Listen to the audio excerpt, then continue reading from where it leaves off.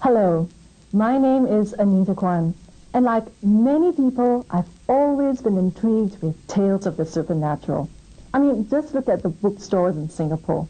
Most of the local bestsellers tend to be, more often than not, stories about ghosts, supernatural, things that go bump in the night, unexplained phenomena. Now, is there a rational explanation to all this? Or is the truth out there, waiting to be uncovered and discovered?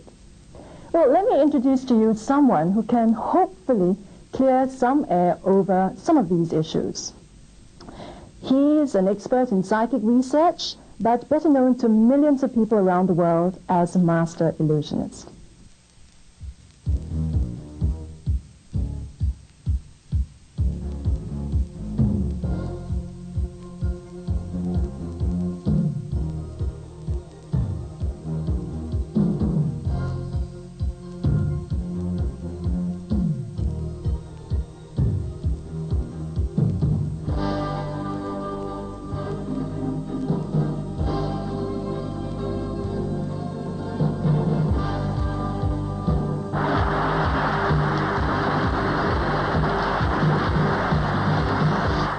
Andre Cole, it gives me great pleasure to welcome you and, well, to spend the next couple of moments with you. Thank you. Great to be with you.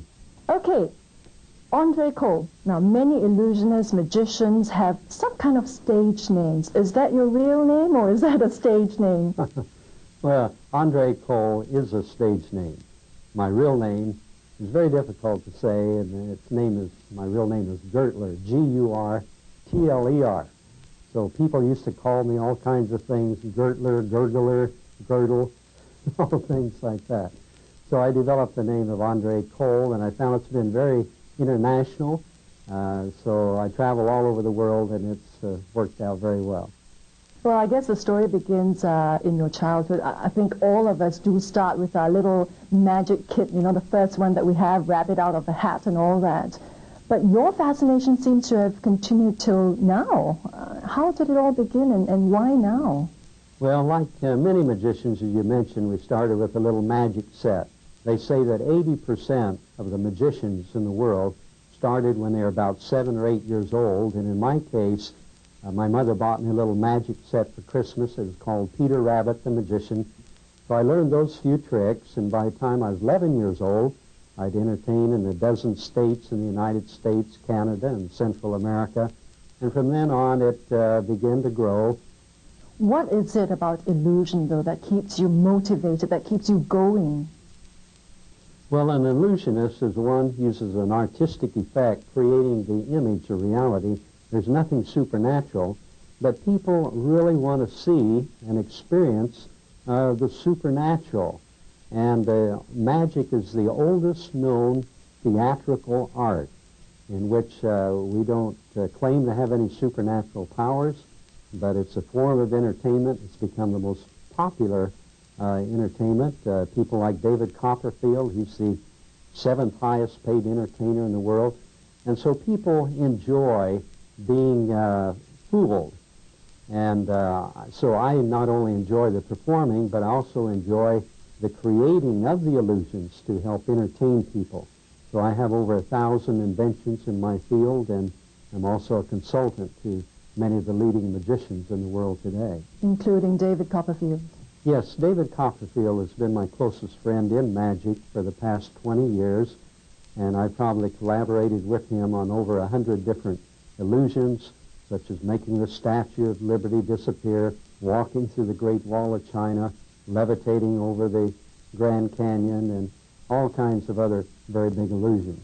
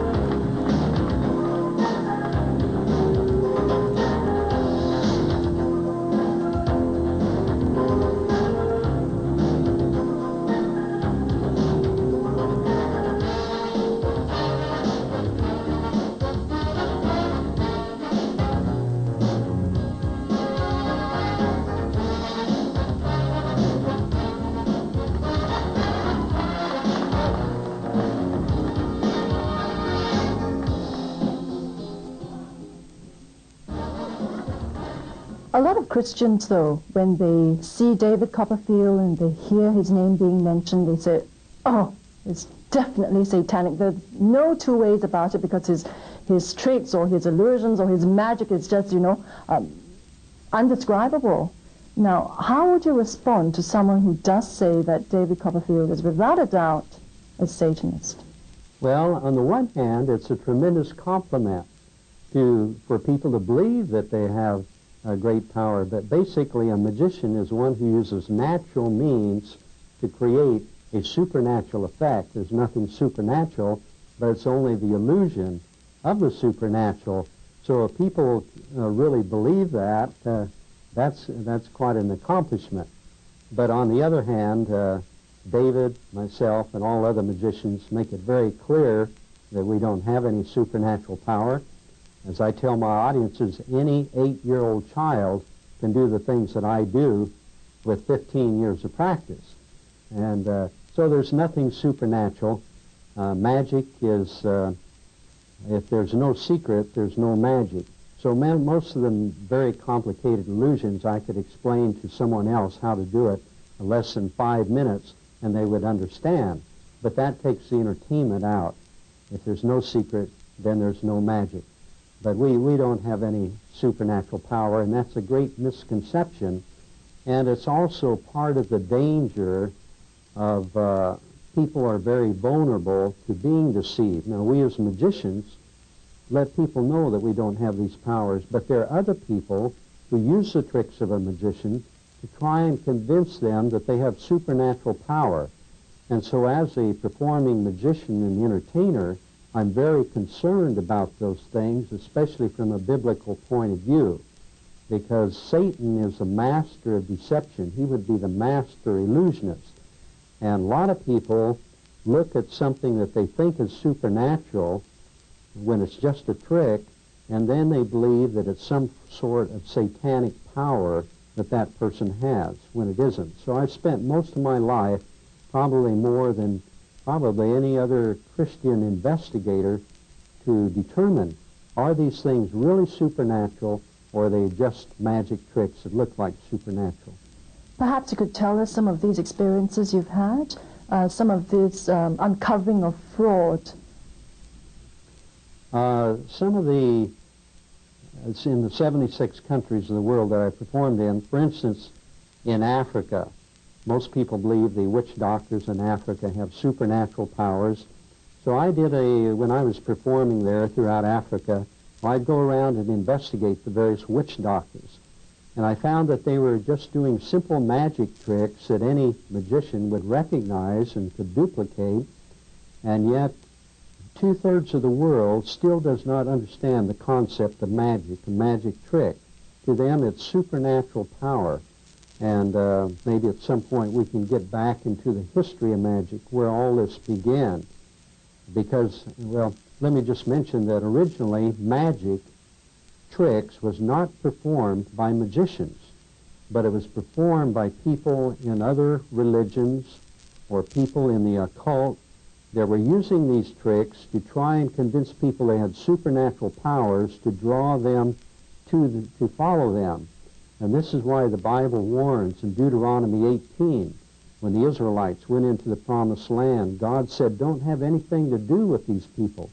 And it wasn't because they had any supernatural powers, but because people are very vulnerable and being deceived. They don't understand magic and the magic tricks.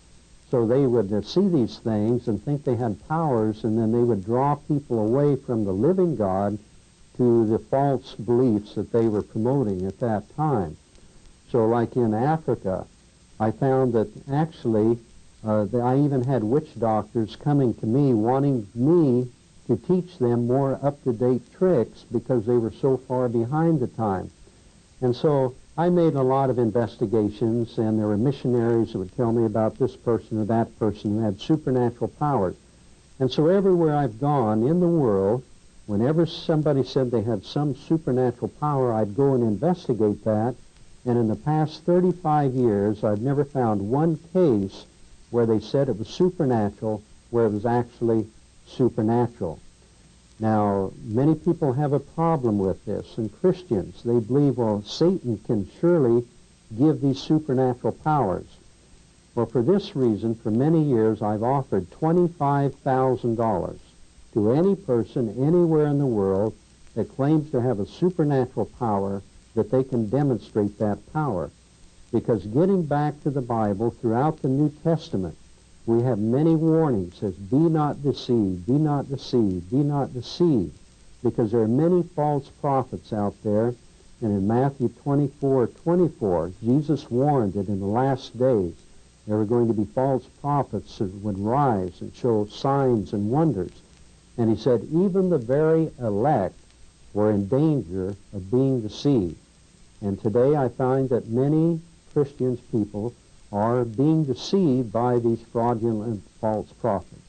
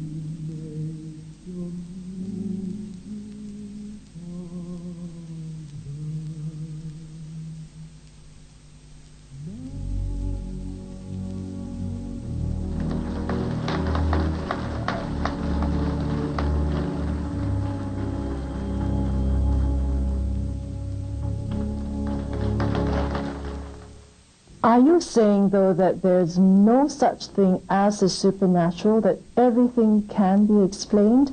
Because, yes, on the one hand, we don't want to attribute more power to Satan than is necessary. But on the other hand, isn't the occult real? The occult is real in the sense that there's real deception there. So I don't want anyone to take what I'm saying and think there's no danger to Satan and demons. Satan and demons are real. But the false problem here is that people think that they have supernatural power. And I think one of the problems here is people don't distinguish between the word supernatural and the miraculous. We can do the natural.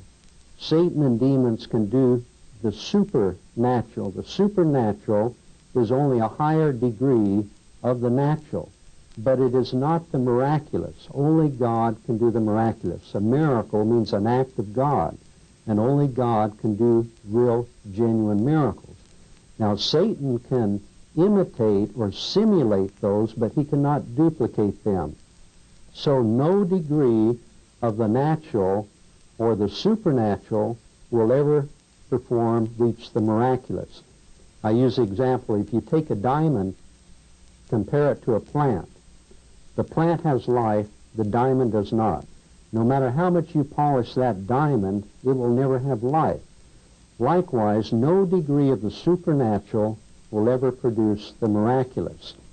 And so we might say that Satan has a bigger firecracker than we do, but God has an atomic bomb, a nuclear bomb. And the Bible says, greater is he who is in you, referring to Christ, the Holy Spirit. Greater is he who is in you than he that is in the world, referring to Satan.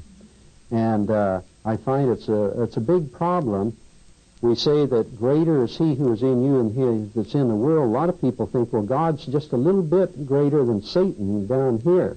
But the fact is, he's far beyond. Here's a God who spoke and over 100 billion galaxies came into existence. And yet, so many people today are focusing on this little puny little Satan instead of the greatness of God. And if greater is he who is in you than he that is in the world, well, Satan ought to be far more afraid of us than we should ever be of demons and Satan.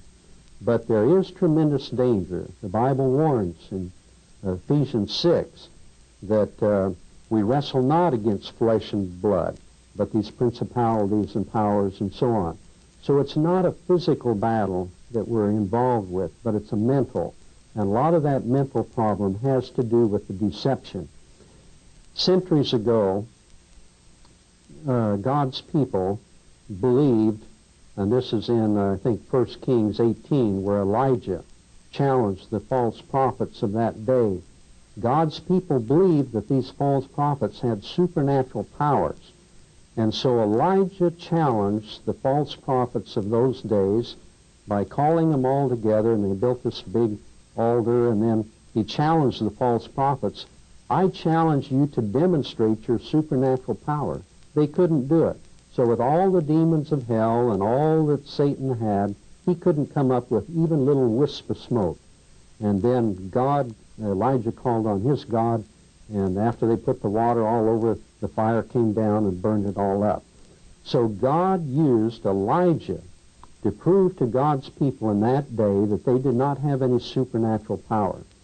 And likewise, for 35 years now, I've been challenging the false prophets of today to demonstrate a supernatural power, and nobody has ever been able to do it.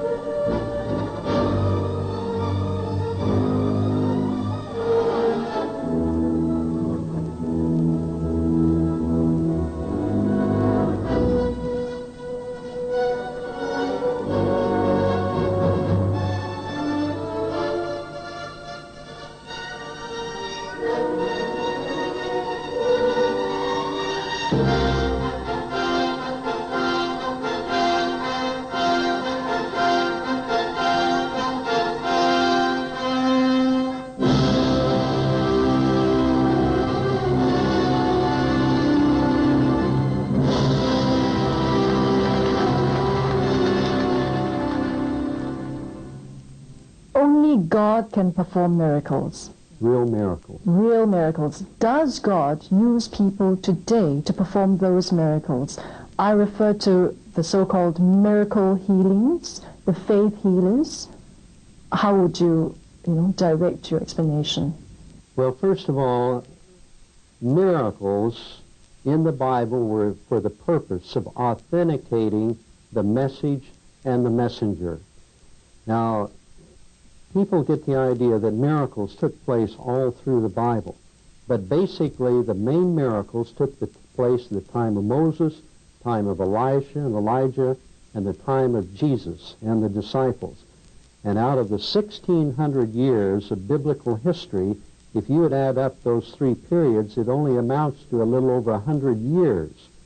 So miracles were used for a specific purpose to authenticate the message and the messenger. And here's a very important point.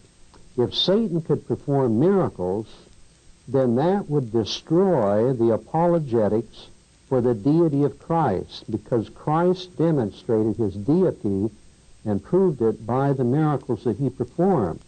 So if Satan and demons could do miracles, then there would be no authentic test for the deity of Christ. Now, a lot of people ask me, well, what about the magicians of Pharaoh? When Moses went in before Pharaoh to ask him to release God's people for the Exodus, and he changed the rod to a snake, and the magicians were able to simulate that. Now, but the Bible says that they accomplished that by their magical arts. It says absolutely nothing about having any supernatural powers. As a magician, that's a very simple trick. In my show every night I do something very similar. But here's and then also, when you get into the New Testament, in the 3rd chapter of 2 Timothy, where Paul was talking about these magicians, Jannes and Jambres, he said their foolishness was exposed. Foolishness or folly is what magicians use. It was not supernatural power, and if it was supernatural power, then it could not have been exposed, because it would have been genuine. But he says that it was exposed to all the people, their folly. And then the main point is, if Satan could take a rod and change it to a snake, that means that Satan would have the ability to create life. And to say that Satan can create life is an insult to God.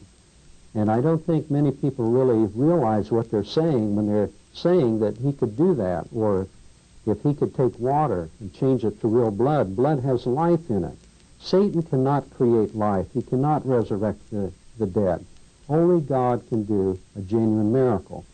And basically there are 7 passages throughout the Bible where people get the idea that Satan has all these powers to do the miraculous. And Job's another case. We get the 16th chapter of Acts about the demon-possessed girl that was a fortune teller, and Revelation 13, 16, Matthew 7, the Witch of Endor. These are the main passages that through the years people have been misinterpreting to give the idea that Satan has these powers.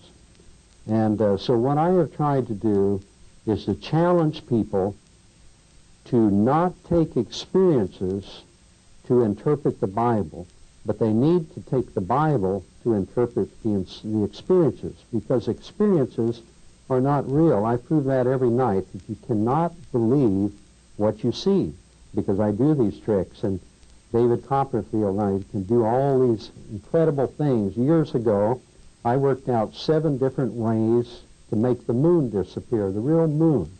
And we will probably do this in one of the future television shows, making the moon disappear. Well, if we can do all these things by tricks and illusions, then it shows how easy other people can be deceived by the things that we do, especially when they say they're not magicians but claiming to have supernatural powers. So we're very vulnerable to being taken in by the deception that people are using.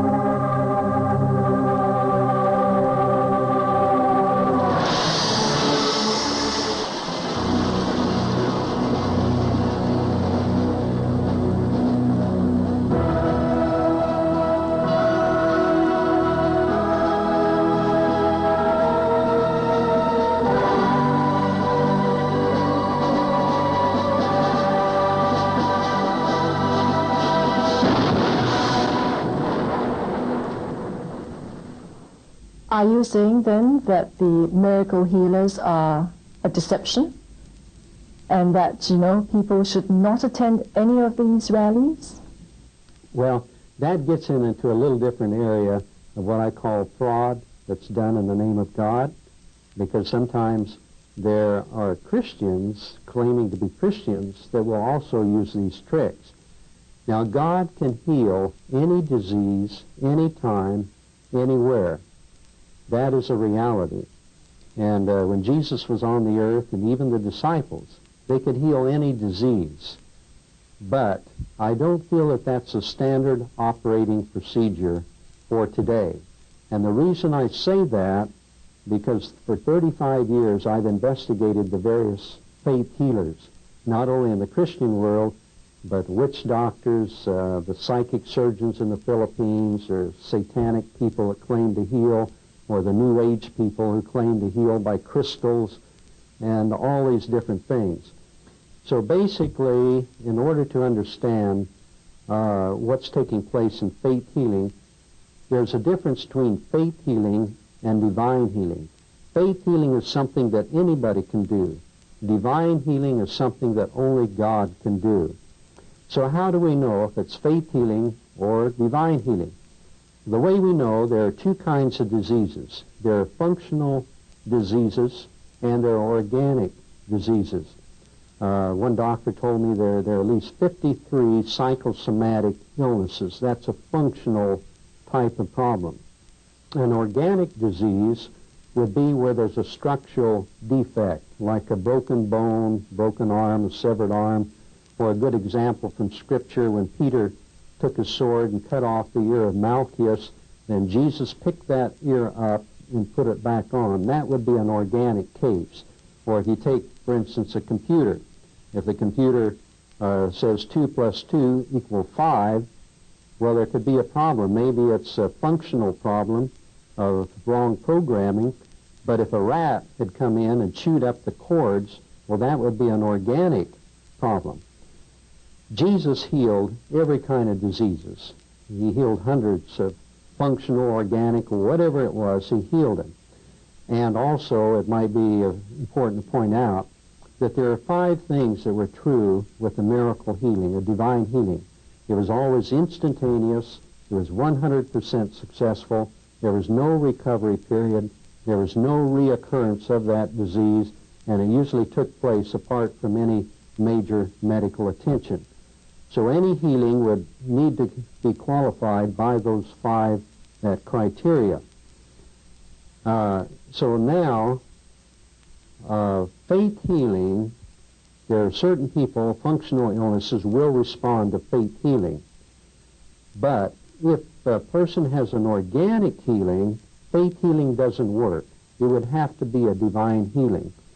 And so in my investigations throughout the world, I found there are very, very few cases of organic healing. If it's organic, then it has to be a divine healing. Now, when I went to the Philippines a number of years ago, before I went there, they told me about the psychic surgeons of the Philippines that were healing people, and thousands of people were going to them. And so they said, Andre, we don't know, is this of God or is it of Satan? What's causing these healings? So when I went there, I found out that Time magazine from the United States was doing an investigation of this and taking pictures and writing a big story. So they contacted me and asked if I would go and investigate this with them. So they set it up so that we could go in to see 7 of the major doctors in the Manila area. So I was able to witness firsthand the operations that they were doing. And when we went there, there'd be people lined up a block or block and a half away waiting to get in to see these psychic surgeons. And if you were to witness one of these surgeries, it would look like they can reach right through the skin of the body, remove the diseased tissues and organs, and as they pull a hand out of the body, the skin would close over and there'd be no trace of any incision. At least that's what the operations would appear to be.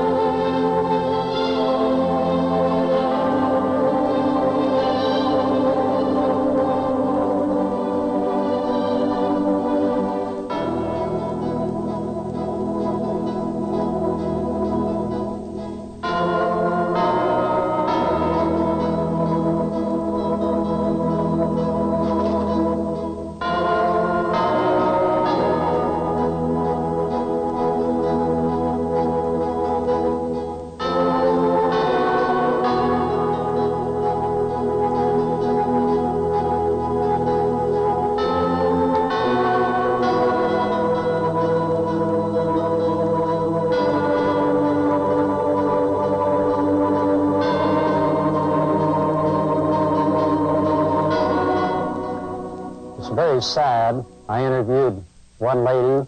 The doctor told her that she had sugar diabetes. And in the operation, he'd taken a spoon, went in and pulled out several spoonfuls of sugar. In another case, I talked to a man. He was told that he had appendicitis. They removed 3 different appendixes from this man before he finally had to go to a real doctor and get his appendicitis taken care of. The doctors were very jealous of each other, and one of the surgeons, one of the operations that I witnessed, the surgeon told this man, he said, the reason you're not feeling good is because you went to another surgeon, and look at what this other surgeon left inside of you. And when he went in, he pulled out a piece of steel wool. He said, that's why you're feeling so bad. He left that inside of you. Don't you ever go to that other doctor again. Let's see, there must be something else in there.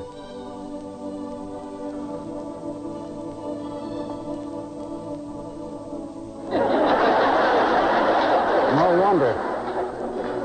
I'm sure you'll feel much better after that.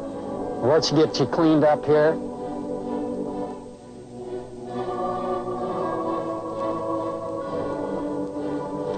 You notice there's no incision. Now I'm sure you feel very well. So I went in and I was actually invited to participate in some of these operations. And for instance, one of the doctors took my finger and he pointed like this, and an incision would take place. And first I was shocked because there was a genuine incision there, and I knew that if he put that back together, then I was really witnessing a miracle. But what I discovered was that he had a small razor blade in his fingers, so he took my finger like this and went down like that, and he cut the skin open with that. He never put that incision back together. But most of the operations were not that tight, but they would apparently reach right. The person would be lying in their back, and they'd push their hand in, use a lot of cotton and water, and then they pull out this animal tissue, this tissue. And so what they did, in order to prepare for this, they had some cotton, and they'd put some clotted beef's blood in this cotton along with some animal tissue from a chicken, cow, or goat, and then they'd hide this. So in the process of using the cotton and water, they'd get one of these cotton balls, and they'd mix it, and it would turn bloody red, and then they pull out the animal tissue, and then when they mop it up, there was no trace of any incision because there never was any. Well, the problem is some people were actually healed, but I discovered the healing came not as a result of the operations, which are complete faith, but as a result of the powerful psychological effect that those fake operations would have on the people. So these operations, as well as the faith healers, will work on people who have psychosomatic functional diseases, but it will not work on an organic. I know of no case in the world where a severed arm was ever put back on and instantly healed, as Jesus did with the ear of Malchus or the healing of leprosy or other organic diseases. I know that's complicated and long, but it's a very important thing because many people don't understand the difference between faith healing and divine healing. Although I must say that some Christians would probably point a finger at you and say, hey, Andre, you're no different from those miracle healers or faith healers at the rallies because you all do the same thing. You entertain, you perform in the hope of converting the masses. What's the difference here? What would you like to say to this group of people? Well, a magician is an honest deceiver. As one writer says, I love magicians because they're such honest people.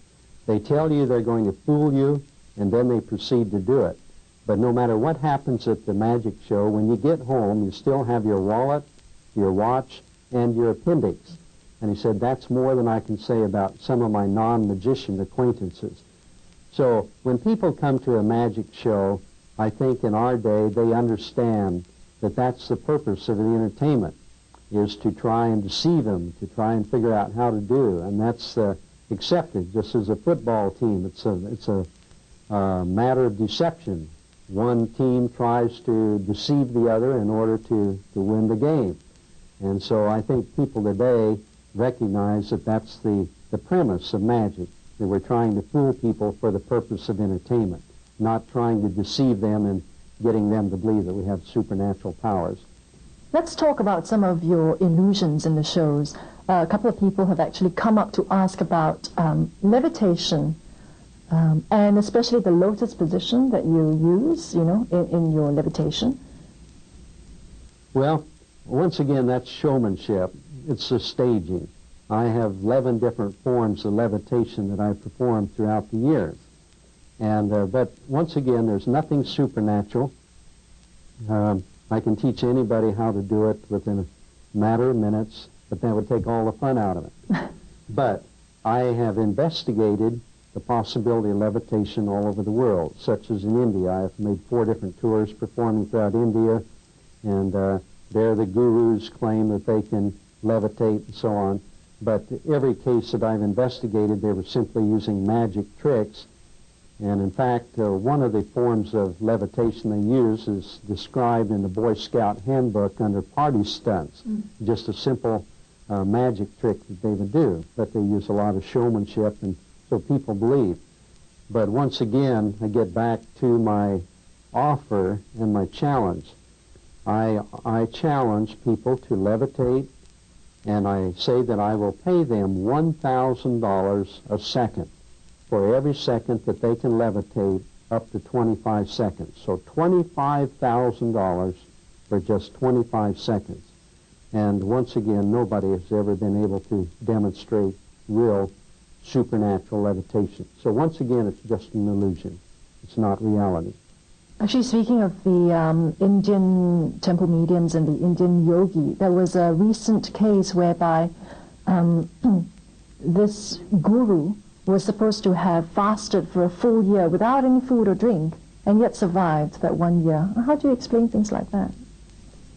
Well, I'm really not familiar with the case, whether he was able to eat or drink, or just because you read something or somebody says something, that doesn't mean it's real, because we hear all about UFOs and people coming from other planets and spaceships, and over 40% of the world believes in UFOs. But the number of people that believe in something doesn't make reality. A person's perception is their reality. It may not be reality, but to them it's their reality. It's their perception. So if we're going to change their reality, we have to change their perception. And so when it comes to all these things, I tell people, when people make extraordinary claims, we need to demand extraordinary evidence before we accept those extraordinary claims. And this is what I did when I investigated the miracles of Christ from the point of view of a magician. This is what led me to becoming a Christian, because I'm an expert in the field of deception, and I wanted to see if Jesus was just a magician doing magic tricks. And in the things that I work on with David Copperfield, some of the illusions have cost hundreds of thousands of dollars. They've taken years to develop. They involve tons of elaborate equipment. And yet David and I have both discussed the fact that 2,000 years ago, Jesus was able to do things far beyond anything that we can do today with all of our technology and millions of dollars of equipment. So if Jesus, I carry tons of equipment to do what I do. David carries many more tons. So if Jesus had been a magician, he would have needed 3 truckloads of equipment to carry around with him in order to do what he did through the use of magic. And so it just, as Nicodemus said when he came to Jesus, no man can do the miracles that thou doest except God be with him. The statue you see is an authentic replica of the real Statue of Liberty. It is nearly 10 feet tall. It is made of wood, steel, fiberglass, weighing several hundred pounds. It is resting on a solid base above the floor of the stage. To isolate the statue, we have a barricade at the back and on each side. In addition to the barricade, we also have a circle of cloth to completely enclose the statue. Would you raise the cloth, please? And I'd like to call attention to the fact that the cloth is not long enough to cover the entire statue. So when it is resting on the floor, the statue is still visible above the top of the cloth. And when the cloth is raised to the top, you can still see the statue beneath the cloth. The reason for this is that tonight I'm going to attempt to do something that has never been attempted before in the history of magic.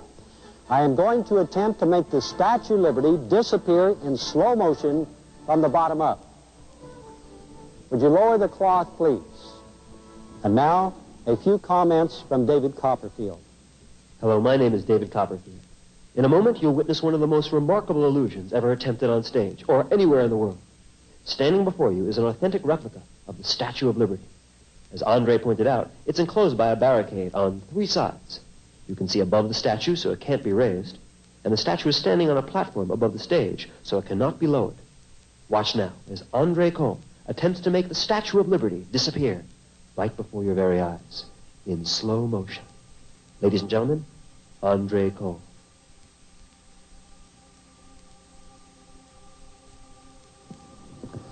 Raise the cloth.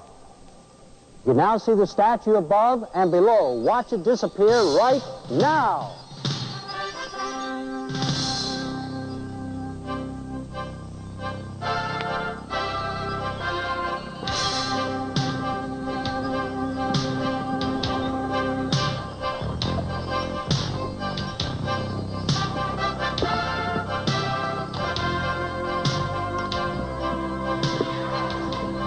Drop the cloth.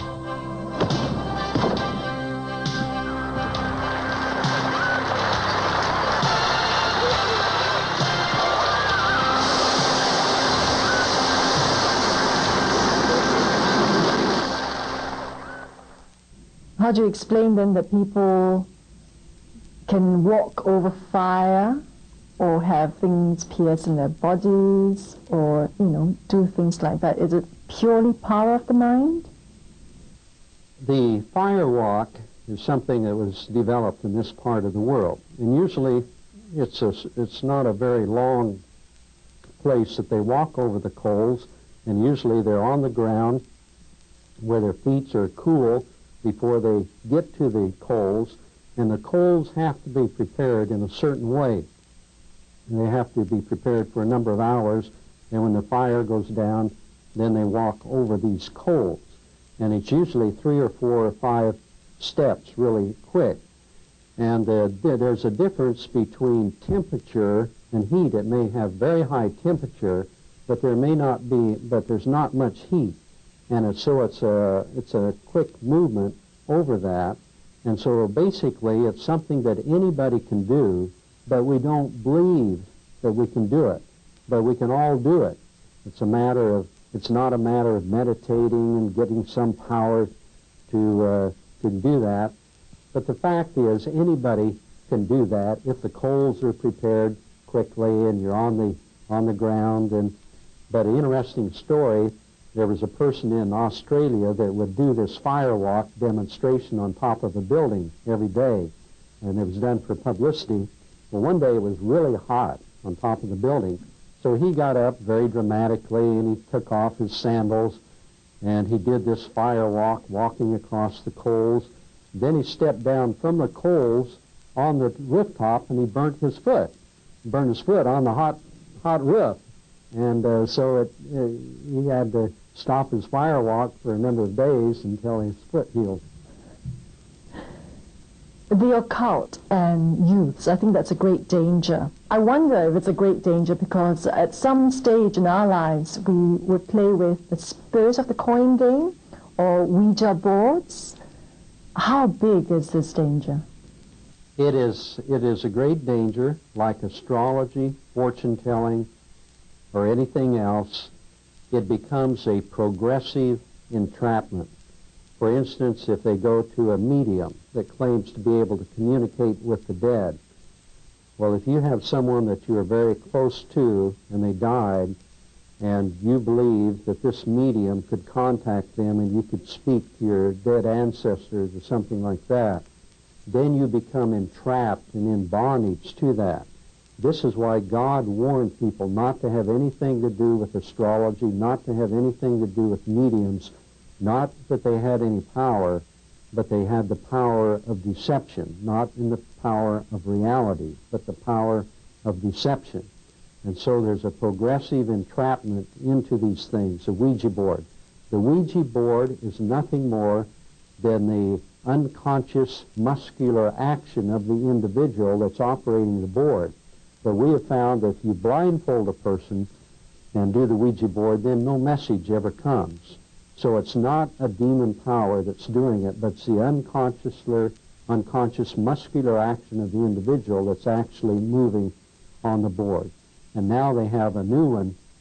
I don't know if it's in this part of the world or not, but they have a Ouija board that's called Angel Talk, where you can supposedly talk to your angels and doing the same thing like the Ouija board.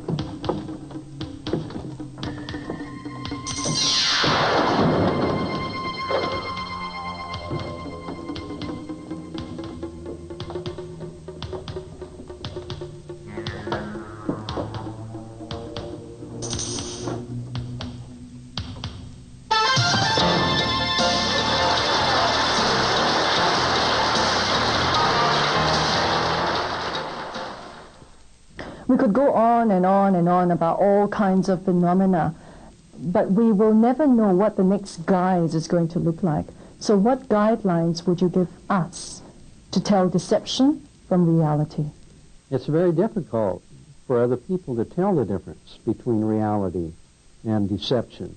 That's a big problem, and that's why I wrote my book, Mind Games, because I've actually put it down in paper, the investigations that I've made, and seen how I've been able to expose these things through the years.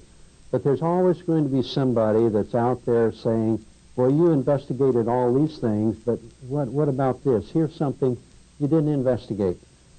Well, you know, at Christmas time, we hear the story about Rudolph and the reindeers and about these reindeers that can fly. Well, now, how are we going to prove whether a reindeer can fly or not? Now, we can go to a tall building and take a bunch of reindeer and start throwing them off one by one and keep looking for one that is going to fly. So how many do you have to throw out there before you can prove that whether they can fly or not? I think we're going to end up with a pile of very unhappy reindeer at the bottom of the building. But the point is, in order to prove that a reindeer can fly, all we need is one that can fly, or one UFO where we have the bolts and the nuts to examine. So you cannot prove a negative. And my point is that after 35 years of investigating these things in 76 countries of the world, I've yet to find that one reindeer that can fly, or whatever else we're talking about, one levitation, or one person that can do 100% correct in prediction in the future. Basically, most astrologers and fortune tellers miss 89% of their prophecies. And yet in the Bible, in the Old Testament, for instance, we have 318 prophecies concerning a coming Messiah, and all 318 of those prophecies were fulfilled in the life, death, and resurrection of Jesus. So here we have something we can examine firsthand. We have reality there compared to all this other vague superstition and everything. So the most important thing is to focus on God. Paul said in 2 Thessalonians 2:9 that the lawlessness one cannot perform real miracles, but counterfeit signs, wonders, and so on. He says right there, it's counterfeit. It's not real. Only God is real. Then in 2 Thessalonians 3:3 is my key verse, says, God is faithful. He will protect you and strengthen you from the evil one. And as long as we focus on God, we don't need to worry about all this other stuff. Too many people are making such a big deal about spiritual warfare and the powers of Satan. As we mentioned before, greater is he who is in you than he that is in the world. So what's the ultimate illusion you're working on? There are a number of new illusions that I'm always working on. For instance, in the United States, we have the Washington Monument in Washington, D.C., and I've developed an illusion where we can apparently make the Washington Monument float in the air, and a group of people holding hands together can walk underneath the Washington Monument while it's floating over their head and do that. I'm working on a way to make the pyramids of Egypt disappear.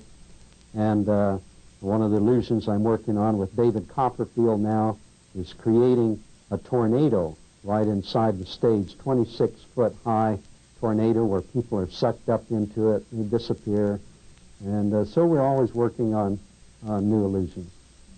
So any last words to say to our viewers before, we wrap up the session? I think, once again, just to review the point, that with all the fraud and deception that's going into the world today, many times illusion can look more real than reality. And the Bible warns us that in the last days, even the very elect are in danger of being deceived. And the Bible says that we need to become discerning, to recognize the fraud from the deception. And that whenever people make extraordinary claims, we need to demand extraordinary evidence before we accept those extraordinary claims. And now it's time for you to vanish, Andre.